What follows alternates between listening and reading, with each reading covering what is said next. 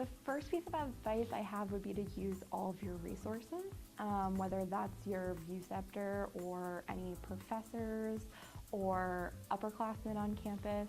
Just as many resources as you have, make sure you take advantage of them. There's a lot of people who don't ever go to office hours until their senior year and say, oh, I wish that I had used my professors more, or a lot of people who don't ever seek out help from their ViewScepter who is there to help them. And those people who are your resources are there for you and want to help you. And I think using that as much as you can would be my first piece of advice.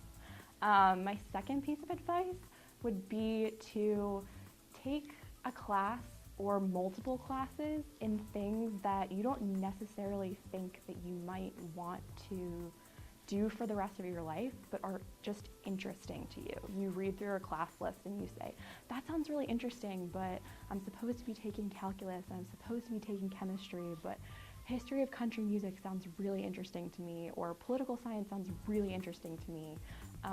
Being in college is for figuring out what's interesting, and a lot of times you come into college and you think, I'm going to be a doctor, and you end up finding something that's much more interesting to you that you end up making into your career.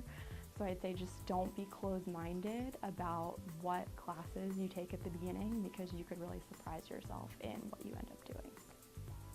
Well, the first is to make sure you go to as many basketball games at Memorial as possible, because it's the best place to watch college basketball, I think, in the country. I've only been to a few places, but I love that Coliseum, so definitely make sure you do that. I wish I had done even more when I was here at Vanderbilt.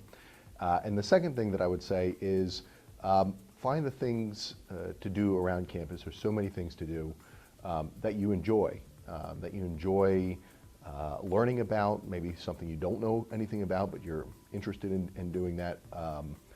And rather than think about, what am I going to do at the end of my 4 years as a career? Am I going to go to graduate school, or what kind of job am I going to get? Start in your first year just looking for things that you like to do. And the great thing about doing that is you'll often find, as I did, that pursuing things like I did, writing and doing radio and those sorts of things, can lead to a revelation that, hey, this is maybe something I'd like to do after I leave Vanderbilt.